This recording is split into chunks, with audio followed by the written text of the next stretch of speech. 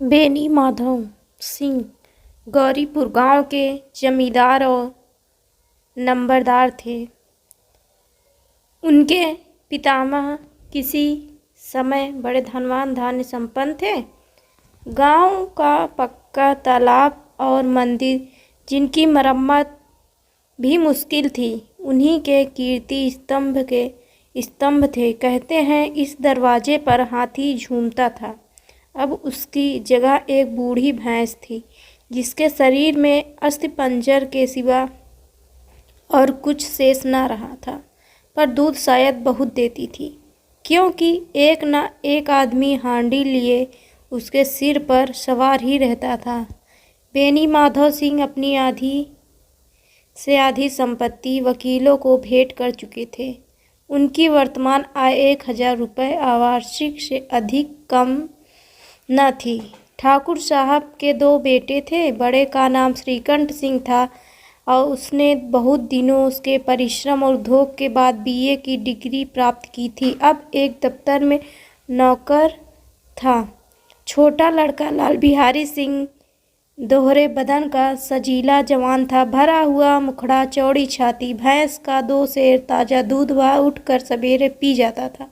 श्रीकंठ सिंह की दशा बिल्कुल विपरीत थी। इन नेत्र प्रिय गुणों को उन्होंने बीए इन्हीं 2 अक्षरों पर न्यौछावर कर दिया था। इन 2 अक्षरों ने उनके शरीर को निर्बल और चेहरे को कांतिहीन बना दिया था। इसी से वैदिक ग्रंथों पर उनका विशेष प्रेम था। आयुर्वेदिक औषधियों पर उनका अधिक विश्वास था। शाम सवेरे उनके कमरे से प्रायः खरल की सुरीली कर्ण मधुर ध्वनि सुनाई दिया करती थी। लाहौर और कलकत्ते के वैद्यों से बड़ी लिखा पढ़ी रहती थी। श्रीकंठ इस अंग्रेजी डिग्री के अधिप्रीत होने पर भी अंग्रेजी सामाजिक प्रथाओं के विशेष प्रेमी न थे, बल्कि वह बहुधा बड़े जोर से उसकी निंदा और तिरस्कार करते थे। इसी गांव में उनका बड़ा सम्मान था। दशहरे के दिनों में वह बड़े उत्साह से रामलीला में सम्मिलित होते और स्वयं किसी न किसी पात्र का पाठ लेते थे। और गौरीपुर में रामलीला के वही जन्मदाता थे। प्राचीन हिंदू सभ्यता का गुणगान उनकी धार्मिकता का प्रधान अंग था। सम्मिलित कुटुंब के तो वह एकमात्र उपासक थे। आजकल स्त्रियों को कुटुंब में मिलजुल कर रहने की जो अरुचि होती है, उसे वह जाति और देश दोनों के लिए हानिकारक समझते थे। यही कारण था कि गांव की ललनाएं उनकी निंदक थी। कोई तो उन्हें अपना शत्रु समझने में भी संकोच न करती थी। स्वयं उनकी पत्नी को ही इस विषय में उनसे विरोध था। यह इसलिए नहीं कि उसे अपने सास ससुर देवर या जेठ आदि से घृणा थी, बल्कि उसका विचार था कि यदि बहुत कुछ सहने और तरह देने पर भी परिवार के साथ निर्वाह न हो सके तो आए दिन की कला से जीवन को नष्ट करने की अपेक्षा यही उत्तम है कि अपनी खिचड़ी अलग पकाई जाए। आनंदी एक बड़े उच्च कुल की लड़की थी। उसके बाप एक छोटी सी रियासत के ताल्लुकदार थे। विशाल भवन, एक हाथी, 3 कुत्ते, बाज, बहरी, सिकरे, झाड़, फानूस, अनहरेरी, मजिस्ट्रेट और ऋण, जो एक प्रतिष्ठित तालुकादार के योग्य पदार्थ हैं, सभी यहाँ विद्यमान थे। नाम था भूप सिंह। बड़े उदार चित्त और प्रतिभाशाली पुरुष थे, पर दुर्भाग्य से लड़का एक भी न था। 7 लड़कियों हुई और देव योग से सब की सब जीवित रहीं। पहली उमंग में तो उन्होंने 3 ब्याह दिल खोल कर किए, पर 15-20 हजार रुपयों का कर्ज सिर पर हो गया तो आंखें खुली, हाथ समेट लिया। आनंदी चौथी लड़की थी। वह अपनी सब बहनों से अधिक रूपवती और गुणवती थी। इससे ठाकुर भूप सिंह उसे बहुत प्यार करते थे। सुंदर संतान को कदाचित उसके माता पिता भी अधिक चाहते हैं। ठाकुर साहब बड़े धर्म संकट में थे कि इसका विवाह कहाँ करें।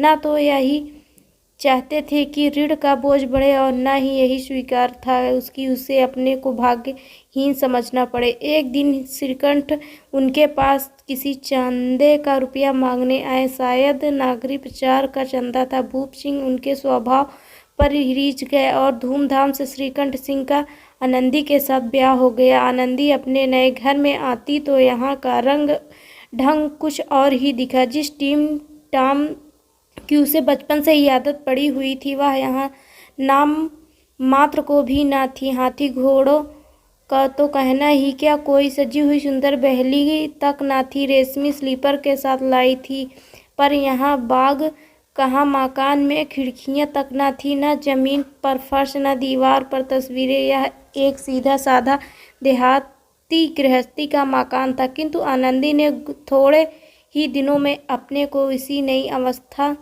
के ऐसा अनुकूल बना लिया मानो उसने विलास के सामान कभी देखे ही न थे। एक दिन दोपहर के समय लाल बिहारी सिंह 2 चिड़ियाँ लिए हुए आया और भावच से बोला, जल्दी से पका दो, मुझे भूख लगी है। आनंदी भोजन बनाकर उसकी राह देख रही थी। अब वह नया व्यंजन बनाने बैठी। हांडी में देखा तो घी पाव भर से अधिक ना था। बड़े घर की बेटी किफायत क्या जाने, उसने सब घी मांस में डाल दिया। लाल बिहारी खाने बैठा तो दाल में घी ना था। बोला, दाल में घी क्यों नहीं छोड़ा? आनंदी ने कहा, घी सब मांस में पड़ गया। लाल बिहारी जोर से बोला, अभी परसों घी आया है, इतना जल्द उठा गया? आनंदी ने उत्तर दिया, आज तो कुल पाव भर रहा होगा, वह सब मैंने मांस में डाल दिया। जिस तरह सूखी लकड़ी जल्दी से जल उठती है, उसी तरह क्षुधा से बावला मनुष्य जरा जरा सी बात पर तिनक जाता है। लाल बिहारी को भावच की यह ठिठाई बहुत बुरी मालूम हुई। तिनक कर बोला, मैके में तो चाहे घी की नदी बहती हो, स्त्री गलियां सह लेती हैं, मार भी सह लेती हैं, पर मौके की निंदा उनसे नहीं सही जाती। आनंदी मुंह फेर कर बोली, हाथी मरा भी तो 9 लाख का, वहाँ इतना घी नित्य नाई कहार खा जाते हैं। लाल बिहारी जल गया, थाली उठाकर पलट दी और बोला, जी चाहता है जीभ पकड़कर खींच लूं। आनंदी को भी क्रोध आ गया, मुंह लाल हो गया। बोली, वह होते तो आज इसका मजा चखाते। अब अनपढ़ उजड्डा ठाकुर से यह न रहा गया। उसकी स्त्री एक साधारण जमींदार की बेटी थी। जब जी चाहता उस पर हाथ साफ कर लिया करता था। खड़ाऊं उठाकर आनंदी की ओर जोर से फेंकी और बोला, जिसके गुमान पर फूली हुई हो उसे भी देख लूँगा और तुम्हें भी। आनंदी ने हाथ से खड़ाऊ रोकी, सिर बच गया, पर उंगली में बड़ी चोट आई। क्रोध के मारे हवा से हिलते पत्ते की भांति कांपती हुई अपने कमरे में आकर खड़ी हो गई। स्त्री का बल और साहस, मान और मर्यादा पति तक है। उसे अपने पति के ही बल और पुरुषत्व का घमंड होता है। आनंदी खून का घूंट पीकर रह गई। श्रीकंठ सिंह शनिवार को घर आया करते थे। बृहस्पतिवार को यह घटना हुई थी। 2 दिन तक आनंदी को भवन में रही, ना कुछ खाया ना पिया, उनकी बाट देखती रही। अंत में शनिवार को वह नियमानुकूल संध्या समय घर आए और बाहर बैठकर कुछ इधर उधर की बातें, कुछ देश काल संबंधी समाचार तथा कुछ नए मुकदमों आदि की चर्चा करने लगे। यह वार्तालाप 10 बजे तक रात तक होता रहा। गांव के भद्र पुरुषों को इन बातों में ऐसा आनंद मिलता था कि खाने पीने की भी सुधि न रहती थी। श्रीकंठ को पिंड छुड़ाना मुश्किल हो जाता था। ये 2-3 घंटे आनंदी ने बड़े कष्ट से काटे। किसी तरह भोजन का समय आया, पंचायत उठी, एकांत हुआ तो लाल बिहारी ने कहा, भैया आप जरा भाभी को समझा दीजिए कि मुंह संभाल कर बातचीत किया करे, नहीं तो एक दिन अनर्थ हो जाएगा। बहू बेटियों का यह स्वभाव अच्छा नहीं कि मर्दों के मुंह लगी। लाल बिहारी, वह बड़े घर की बेटी है तो हम भी कोई कुर्मी कहार नहीं है? श्रीकंठ ने चिंतित स्वर से पूछा, आखिर बात क्या हुई? लाल बिहारी ने कहा, कुछ भी नहीं, यूँ ही आप उलझ पड़ी। मौके के सामने हम लोगों को कुछ समझती ही नहीं, मायके के सामने हम लोगों को कुछ समझती ही नहीं। श्रीकंठ खा पीकर आनंदी के पास गए। वह भरी बैठी थी। यह हजरत भी कुछ तीखे थे। आनंदी, श्रीकंठ बोले, बहुत प्रसन्न है, पर तुमने आजकल घर में यह क्या उपद्रव मचा रखा है? आनंदी की त्योरी पर बल पड़ गए। झुंझलाहट के मारे बदन में ज्वाला सी दहक उठी। बोली, जिसने तुमसे यह आग लगाई है उसे पाऊँ मुँह झुलसा दूँ?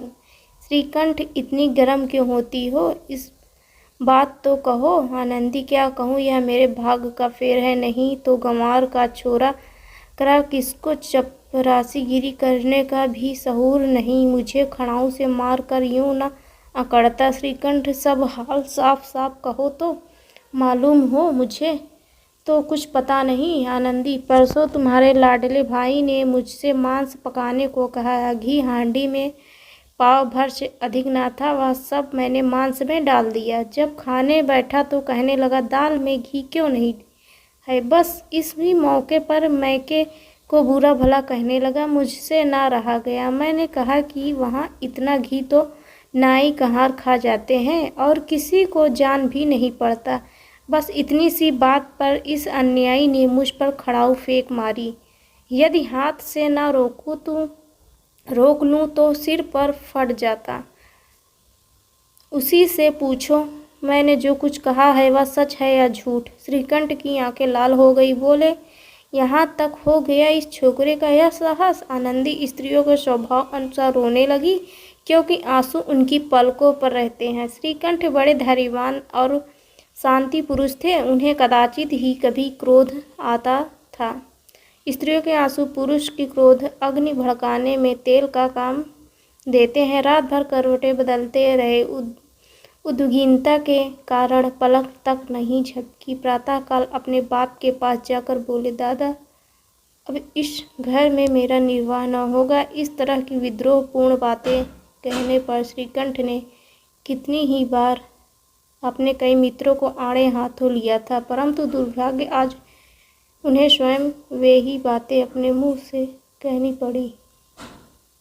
दूसरों को उपदेश देना भी कितना सहज है।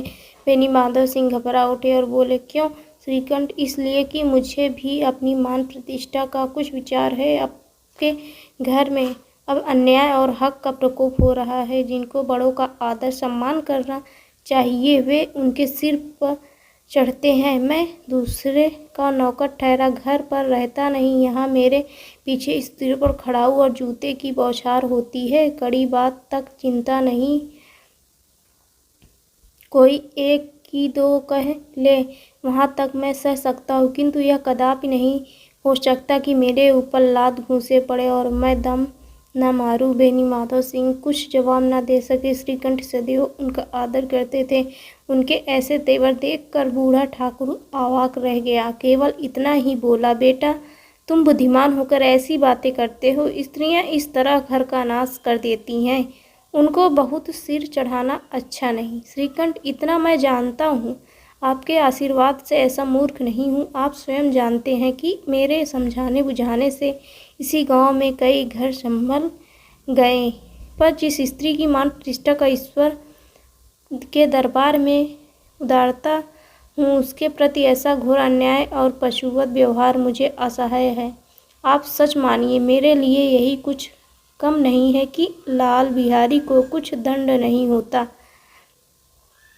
आप बेनी माधव सिंह भी गरमाए। ऐसी बातें और न सुन सके। बोले, लाल बिहारी तुम्हारा भाई है, उससे जब कभी भूल चूक हो सके कान पकड़ो। लेकिन श्रीकंठ बिहारी, लाल बिहारी को मैं जब अपना भाई नहीं समझता। बेनी माधव सिंह स्त्री के पीछे श्रीकंठ जी नहीं, उसकी क्रूरता और अविवेक के कारण। दोनों कुछ देर चुप रहे। ठाकुर साहब लड़के का क्रोध शांत कराना चाहते थे, लेकिन यह नहीं स्वीकार करना चाहते थे कि लाल बिहारी ने कोई अनुचित काम किया है। इसी बीच में गांव के और कई सज्जन हुक्के चिलम के बहाने वहां आ बैठे। कई स्त्रियों ने जब यह सुना कि श्रीकंठ पत्नी के पीछे पिता से लड़ने को तैयार है तो उन्हें बड़ा हर्ष हुआ। दोनों पक्षों की मधुर वाणियाँ सुनने के लिए उनकी आत्माएं तिल मिलाने लगी। गांव में कुछ ऐसे कुटिल मनुष्य भी थे जो इस कुल की नीतिपूर्ण गति पर मन ही मन जलते थे। वे कहा करते थे, श्रीकंठ अपने बाप से दबता है इसलिए वह दब्बू है, उसने विद्या पढ़ी इसलिए वह किताबें का कीड़ा है। बेनी माधव सिंह उसकी सलाह के बिना कोई काम नहीं करते थे। यह उनकी मूर्खता है। इन महान भावों की शुभकामनाएं आज पूरी होती दिखाई दी। कोई हुक्का पीने के बहाने और कोई लगान की रसीद दिखाने आकर बैठ गया। बेनी माधव सिंह पुराने आदमी थे। इन भावों को ताड़ गए। उन्होंने निश्चय किया कि चाहे कुछ ही क्यों न हो, इन द्रोहियों को ताली बजाने का अवसर न दूंगा। तुरंत कोमल शब्दों में बोले, बेटा मैं तुमसे बाहर नहीं हूँ, तुम्हारा जो जी चाहे करो। अब तो लड़के से अपराध हो गया। इलाहाबाद का अनुभव रहित छल्लाया हुआ ग्रेजुएट इस बात को न समझ सका। उसे डिबेटिंग क्लब में अपनी बात पर आ अड़ने की आदत थी। इन हथकंडों की उसे क्या खबर। बाप ने जिस मतलब से बात पलटी थी वह उसकी समझ में न आया रह सकता। बेनी माधव, बेटा बुद्धिमान लोग मूर्खों की बात पर ध्यान नहीं देते। वह बेसमझ लड़का है, उससे जो कुछ भूल हुई उसे तुम बड़े होकर क्षमा करो। श्रीकंठ, उसकी इस दुष्टता को मैं कदापि नहीं सह सकता। या तो वही घर में रहेगा या मैं ही आपको। यदि वह अधिक प्यारा है तो मुझे विदा कीजिए। मैं अपना भार आप संभाल लूँगा, अपने आप संभाल लूँगा। यदि मुझे रखना चाहते हैं तो उससे कहिए जहाँ चाहे चला जाए। बस यह मेरा अंतिम निश्चय है। लाल बिहारी सिंह दरवाजे की चौखट पर चुपचाप खड़ा बड़े भाई की बातें सुन रहा था। वह उनका बहुत आदर करता था। उसे कभी इतना साहस न हुआ था कि श्रीकंठ के सामने चारपाई पर बैठ जाए, हुक्का पी ले या पान खा ले। बाप का भी वह इतना मान न करता था। श्रीकंठ का भी उस पर हार्दिक स्नेह था। अपने होश में उन्होंने कभी उसे हुड़का तक न था। जब वह इलाहाबाद से आते तो उसके लिए कोई न कोई वस्तु अवश्य लेते थे। मुगदर की जोड़ी उन्होंने भी बनवा दी थी। पिछले साल जब उसने अपने से ढड़ैया जवान को नागपंचमी के दिन जंगल में पछाड़ दिया था तो उन्होंने पुलकित होकर अखाड़े में ही जाकर उसे गले लगा लिया था। 5 रुपए के पैसे लुटाए थे। ऐसे भाई के मुंह से आज ऐसी हृदय विदारक बात सुनकर लाल बिहारी को बड़ी ग्लानि हुई। वह फूट फूट कर रोने लगा। इसमें संदेह नहीं कि अपने किए पर पछता रहा था। भाई के आने से एक दिन पहले से ही उसकी छाती धड़कती थी कि देखूं भैया क्या कहते हैं, मैं उनके सम्मुख कैसे जाऊंगा, उनसे कैसे बोलूंगा, मेरी आंखें उनके सामने कैसे उठेंगी। उसने समझाया था कि भैया मुझे बुलाकर समझा देंगे। इस आशा के विपरीत आज उसने उन्हें निर्दयता की मूर्ति बने हुए पाया। वह मूर्ख था, परंतु उसका मन कहता था कि भैया मेरे साथ अन्याय कर रहे हैं। यदि श्रीकंठ उसे अकेले में बुलाकर 2-4 बातें कह देते तो इतना ही नहीं 2-4 तमाचे भी मार देते कदाचित न होता। पर भाई गया कहाँ? सूरत नहीं देखना चाहता। लाल बिहारी रोता हुआ घर आया। कोठरी में जाकर कपड़े पहने, आंखें पोंछी जिसमें कोई यह न समझे कि रोता था। तब आनंदी के द्वार पर आकर बोला, भाभी भैया ने निश्चय किया है कि वह मेरे साथ इस घर में ना रहेंगे। अब वह मेरा मुंह नहीं देखना चाहते, इसलिए अब मैं जाता हूँ। उन्हें फिर मुंह न दिखाऊंगा। मुझसे जो कुछ अपराध हुआ इससे क्षमा करना। यह कहते कहते लाल बिहारी का गला भर गया। जिस समय लाल बिहारी सिंह सिर झुकाए आनंदी के द्वार पर खड़ा था, उसी समय श्रीकंठ सिंह भी आंखें लाल किए बाहर से आए। भाई को खड़ा देखा तो घृणा से आंखें फेर ली और कतरा कर निकल गए, मानो उसकी परछाई से दूर भागते हों। आनंदी ने लाल बिहारी की शिकायत तो की थी, लेकिन अब मन में पछता रही थी। वह स्वभाव से ही दयावती थी। उसे इसका तनिक भी ध्यान न था कि तब की बात इतनी बढ़ जाएगी। वह मन में अपने पति पर झुंझला रही थी कि यह इतने में गर्म क्यों होते हैं। उस पर यह भय भी लगा हुआ था कि कहीं मुझसे इलाहाबाद चलने को कह दें तो कैसे क्या करूंगी। इस बीच में जब उसने लाल बिहारी को दरवाजे पर खड़े यह कहते सुना कि अब मैं जाता हूँ, मुझसे जो कुछ अपराध हुआ क्षमा करना, तो उसका रहा सहा क्रोध भी पानी हो गया। वह रोने लगी। मन का मैल धोने के लिए नयन जल युक्त उपयुक्त और कोई वस्तु नहीं है। श्रीकंठ को देखकर आनंदी ने कहा, लाला बाहर खड़े बहुत रो रहे हैं। श्रीकंठ, तो मैं क्या करूं? आनंदी, भीतर बुला लो, मेरी जीभ में आग लगे जो मैंने कहा से यह झगड़ा उठाया। श्रीकंठ, मैं ना बुलाऊंगा। आनंदी, पछताओगे, उन्हें बहुत ग्लानि हो गई है। ऐसा ना हो कहीं चल दें। श्रीकंठ ना उठे। इतने में लाल बिहारी ने फिर कहा, भाभी भैया से मेरा प्रणाम कह दो, वह मेरा मुंह नहीं देखना चाहते हैं, इसलिए मैं भी अपना मुंह उन्हें नहीं दिखाऊंगा। लाल बिहारी इतना कह कर लौट पड़ा और शीघ्रता से दरवाजे की ओर बढ़ा। अंत में आनंदी कमरे से निकली और उसका हाथ पकड़ लिया। लाल बिहारी ने पीछे फिर कर देखा और आंखों में आंसू भरे बोला, मुझे जाने दो आनंदी। कहाँ जाते हो? लाल बिहारी, जहाँ कोई मेरा मुंह ना देखे आनंदी। मैं ना जाने दूंगी लाल बिहारी, मैं तुम लोगों के साथ रहने योग्य नहीं हूँ आनंदी। तुम्हें मेरी सौगंध, अब एक पग भी आगे ना बढ़ाना लाल बिहारी, जब तक मुझे यह ना मालूम हो जाए कि भैया का मन मेरी तरफ से साफ हो गया है, तब तक मैं इस घर में कदापि ना रहूँगा आनंदी। मैं ईश्वर के साक्षी देकर कहती हूँ कि तुम्हारी ओर से मेरा मन में तनिक भी मैल नहीं है। अब श्रीकंठ का हृदय भी पिघला। उन्होंने बाहर आकर लाल बिहारी को गले लगाया लिया। दोनों भाई खूब फूट फूट कर रोए। लाल बिहारी ने सिसकते हुए कहा, भैया अब कभी मत कहना कि तुम्हारा मुंह न देखूंगा। इसके सिवा आप जो दंड देंगे मैं संघर्ष स्वीकार करूंगा। श्रीकंठ ने कांपते हुए स्वर में कहा, लल्लू इन बातों को बिल्कुल भूल जाओ। ईश्वर चाहेगा तो फिर ऐसा अवसर न आएगा। बेनी माधव सिंह बाहर से आ रहे थे। दोनों भाइयों को गले मिलते देखकर आनंद से पुलकित गए। बोल उठे, बड़े घर की बेटियां ऐसी ही होती हैं, बिगड़ता हुआ काम बना लेती हैं।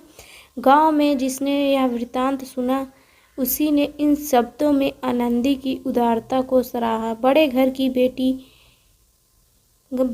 की बेटियां ऐसी ही होती हैं। तो दोस्तों, आपको हमारी ये कहानी कैसे लगी? आपको मुंशी प्रेमचंद की कहानी कैसे लगी? बड़े घर की बेटी हमें ज़रूर बताएं कमेंट करके। Thank you and bye bye. साथ ही चैनल को सब्सक्राइब और लाइक कर लीजिए। Thank you.